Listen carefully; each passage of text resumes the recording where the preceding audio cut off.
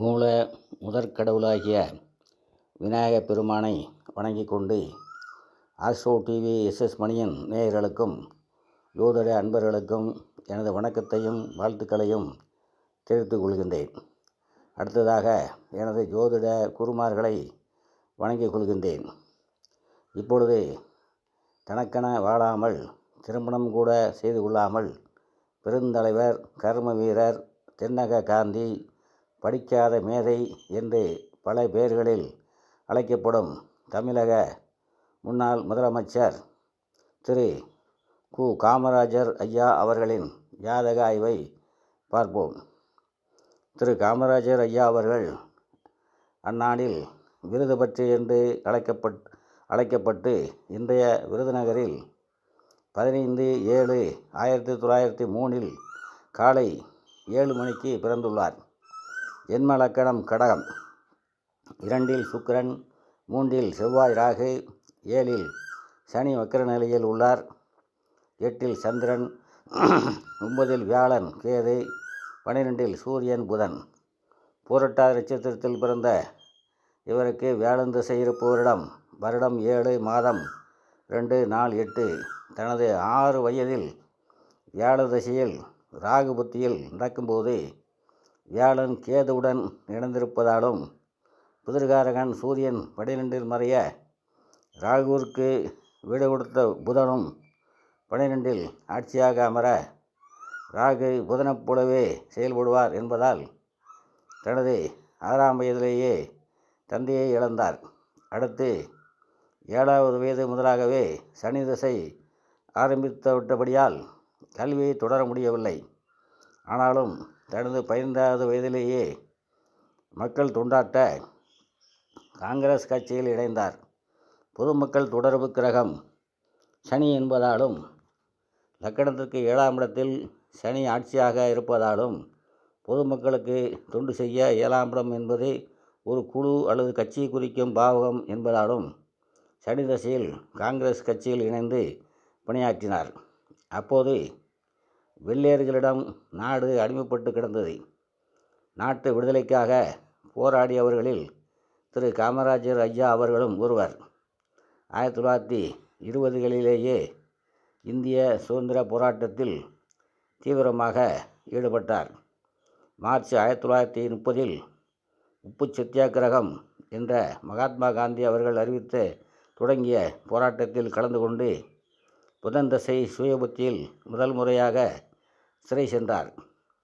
புதன் 12ஆம் இடத்து அதிபதியாகி 12லேயே ஆட்சியாக இருப்பதாலும் கூடவே சூரியன் இருப்பதால் அரசியல் காரணங்களுக்காக வெள்ளையர்களால் சிறையில் அடைக்கப்பட்டார். 12ஆம் இடம் சிறைவாசத்தை குறிப்பிடும் இடமாகும். ஒருவர் குற்றம் செய்து சிறை செல்கிறாரா அல்லது பொது நலனுக்காக சிறை செல்கிறார் என்பதை 12ஆம் இடத்து அதிபதியும் சேரும் கிரகம் மூலம் அறியலாம். இங்கே சூரியன் சம்பந்தப்படுவதால் அரசியல் கைதியானார். அதோடு நிற்காமல் அதன் பிறகு வெள்ளையனே வெளியேறு என்ற போராட்டத்தில் கலந்து கொண்டு மீண்டும் சிறையில் அடைக்கப்பட்டார். புதன் தசையில் கிட்டத்தட்ட 9 ஆண்டுகள் சிறையிலேயே கழித்தார். பிற்பகுதியில் 3ஆம் இட ஆதிபத்தியம் வேலை செய்ய ஆரம்பிக்கும் பொழுது 1937இல் சென்னை மாகாண சட்டமன்ற தேர்தலில் போட்டியிட்டு வெற்றி பெற்றார். 1942இல் மீண்டும் வெள்ளையனே வெளியேறு போராட்டத்தில் மேலும் 3 ஆண்டுகள் சிறையில் அடைக்கப்பட்டார்.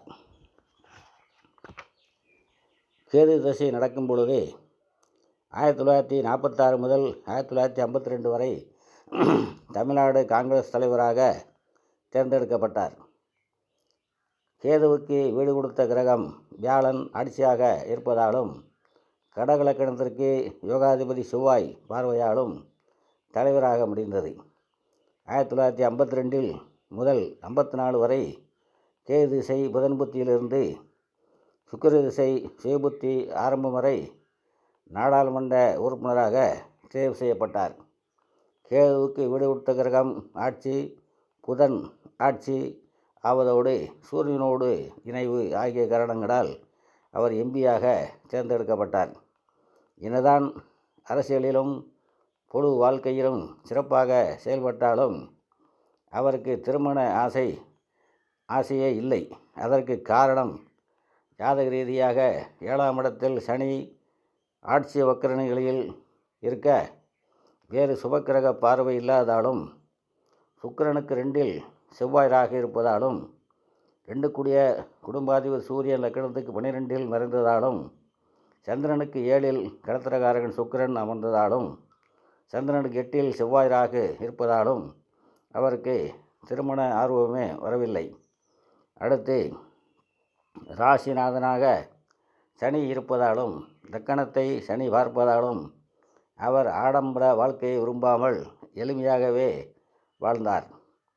லக்கணத்திற்கும் ராசிக்கும் 10ஆம் அதிபதி செவ்வாயாகி லக்கணத்திற்கு 3ஆம் இடத்தில் ராகுவுடன் இணைந்து ஆட்சி பெற்ற வியாழன் பார்வையை பெறுவதாலும், ராகுவுக்கும் செவ்வாய்க்கும் வீடு கொடுத்த கிரகம் புதன் ஆட்சியாக இருப்பதும், ராஜ கிரகங்கள் சூரியன் செவ்வாய் வியாழன் ஆகியோர் தங்களுக்குள் கேந்திரங்களில் அமர்ந்திருப்பதாலும், திரு காமராஜர் ஐயா அவர்கள் அகில இந்திய காங்கிரஸ் கட்சி தலைவராகவும், இந்திரா காந்தி அம்மையார், லால் பகதூர் சாஸ்திரி இவர்களை பிரதமர்களாக்கி கிங் மேக்கர் எனவும் புகழப்பட்டார்.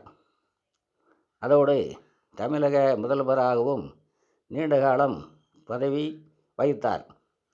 அவருடைய ஆட்சி காலத்தில் பல தொலைநோக்கு திட்டங்களை வகுத்து ஊருக்கு கல்வி சாலைகளை நிறுவினார்.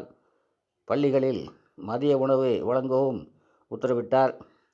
பல அணைகளையும் கட்டி நீர்வளத்தையும் பெருக்கினார்.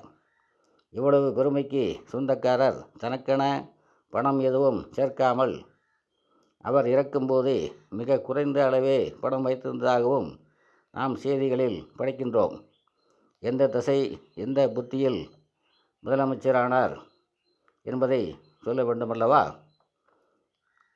சுக்கிர திசை சுயபுத்தி சுக்கிரன் அந்தரத்தில் 13/4/1954 அன்று முதல் முறையாக தமிழக முதலமைச்சராக பதவியேற்றார்.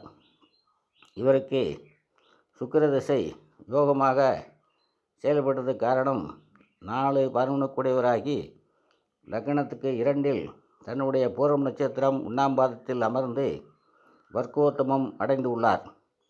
வர்க்கோத்தமம் அடைந்த கிரகம் ஆட்சி பெற்ற வலிமையுடன் இருக்கும் என்பதும் விதி. சுக்கிரனுக்கு வீடு கொடுத்த சூரியனும் அரச கிரகமாகி ஆட்சி பெற்ற புதனுடன் இணைந்துள்ளார். சுக்கிரன் 4ஆம் அதிபதியாக, அதாவது மூலத்திரிகோண ராசியாக 4ஆம் அதிபதியாக செயல்படும் வரை அவர் முதலமைச்சராகவே இருந்துள்ளார். 11ஆம் அதிபதியாக செயல்படும் போது அந்த அமைப்பிலிருந்து மாறுபட்ட பலன்கள் நடந்துள்ளன. அதுபோக சந்திரன் என்ற ராசிக்கு 4-9 கூடிய யோகராகி சந்திரனுக்கு 7இல் அமர்ந்ததும், சிம்மம் சூத்துவமாகி சிம்மாதிபதியும் சூத்துவமானதால் அதிகார பதவியை அடைய முடிந்தது. அடுத்து 2ஆம் முறையாக 13/4/1957 முதல் 1/3/1962 வரை 5 வருடங்கள் முதல்வராக பதவி வகித்தார். சுக்கிரதசை சூரிய புத்தியில் 2ஆம் முறையாக முதல்வரானார். 3ஆம் முறையாக 15/3/1962 சுக்கிரதசை ராகுபுத்தி சனி அந்தரத்தில் முதலமைச்சராக பதவியேற்றார். இவர் முதலமைச்சராக சுமார் 9 ஆண்டுகள் பதவி வகித்துள்ளார். இது சுக்கிரதசையில் கிட்டத்தட்ட 20 வருடங்களில் பாதி வருடங்கள் ஆகும். சுக்கிரதசை சனி புத்தி நடக்கும் பொழுது சுக்கிரனும் சனியும் சஷ்டாஷ்டமாக உள்ளதால், அதாவது சுக்கிரனுக்கு 6இல் சனியும் சனிக்கு 8இல் சுக்கிரனும் இருப்பதால் பிப்ரவரி 1967 நடந்த சட்டமன்ற தேர்தலில் வெற்றி வாய்ப்பை இழந்தார். கிரகங்கள் சஷ்டாஷ்டகமாக இருந்தால் தசாநாதன் கொடுக்கக்கூடிய பலன்களை புத்திநாதன் மாற்றி சாதகமில்லாத பலன்களை கொடுப்பதே இதன் மூலம் தெரிய வருகிறது. 2/10/1975 சூரியன் தசை ராகு புத்தியில் இவர் இவ்வுலகை விட்டு மறைந்தார். மகாத்மா காந்தி பிறந்த தினமான அக்டோபர் 2 திரு காமராஜர் ஐயா அவர்கள் இயற்கை எழுதினார்கள். சர லக்கணத்திற்கு 2 ஏழுக்குடையவர்கள் மாரகாதிபதிகள் ஆவார்கள். மாரகாதிபதி சூரியன் தசையில் புதனின் வீட்டில் அமர்ந்த ராகு புத்தியில் செவ்வாய் அந்தரத்தில் ராகுவும் செவ்வாயும் புதன் வீட்டில் இருப்பதாலும் புதன் மாரகாதிபதியுடன் இணைந்து இருப்பதாலும் மரணம் ஏற்பட்டது என்பதை அறிய முடிகிறது. இத்துடன் இப்பதிவை நிறைவு செய்கின்றேன். மீண்டும் அடுத்த பதிவில் சந்திப்போம். எனது பதிவு பிடித்திருப்பவர்கள் லைக் செய்யவும், நண்பர்களுக்கு ஷேர் செய்யவும், சப்ஸ்கிரைப் செய்யுமாறும் அன்போடு கேட்டுக்கொள்கின்றேன். அனைவரும் நலமாக இருப்பீர்கள். வாழ்க வளமுடன்.